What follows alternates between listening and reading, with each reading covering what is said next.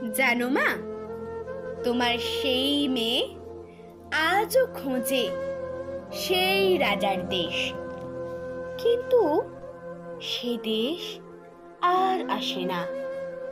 নতুন একটা দেশ আসে, হৃদয়হীন এক রাজার দেশ। মেয়েরা সেখানে পথ হাঁটতে ভয় পায়। রাত হলে নেমে আসে হাজারো ভূত। অন্ধকারে তাদের শুধু দাঁতগুলো দেখা যায়, মুখ নেই, চোখে চশমা আঁটা। এক অদ্ভুত জীব। জানো মা, এদেশে হাঁটতে আমার ভয় করে। মাঝে মাঝে ওদের দাঁতে লেগে থাকে রক্তের দাগ। অন্ধকার ফুরলে ওরা মিশে যায় রাজার আস্তানায়। আমার বড় ভয় করে মা। জানো মা, সেদিন বিকেল গড়িয়ে সন্ধ্যা নামছে।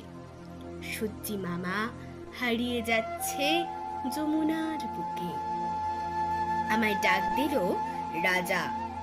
রাজার নাকি ভারী অসুখ। আমি যেতে অস্বীকার করলুম। রাজ পেয়াদা আমায় ধরে নিয়ে গেল। রাজার বিরুদ্ধে বিদ্রোহ। দিন পেরিয়ে আবার রাত। এমনি করে ৩৬ ঘন্টা পেরিয়ে গেল। আমার চোখে ঘুম নামলো। ভূতেরা আকাশ ফুঁড়ে নেমে এলো। চকচকে করে উঠল ওদের দাঁত নখ। ওরা আমার শরীরের মাংস খুবলে নিল, পোশাক ছিঁড়ে ফেললো। অর্ধনগ্ন অবস্থায় নিষ্প্রাণ একটা দেহ পড়ে রইল। জানো মা, তোমার মেয়ে আজ কথা বলে না। অনেক স্বপ্ন ছিল তোমার। তোমার মেয়ে ডাক্তার হবে, মানুষের সেবা করবে। ডাক্তার হওয়া আমার হলো না মা, আমায় ক্ষমা করো। এ কি, তুমি কাঁদছো মা?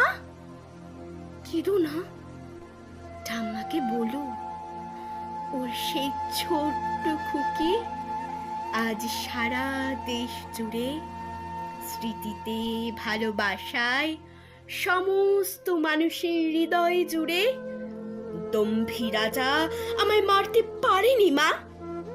তাকিয়ে দেখো, হাজারো মেয়ে হেঁটে চলেছে যাদবপুর, বারাসাত, ওড়িশা, দিল্লির পথে পথে। ভালো থেকো মা, আমি তোমার সেই মেয়ে, আজ যার ঠিকানা প্রযত্নে ভারতবর্ষ। ধন্যবাদ।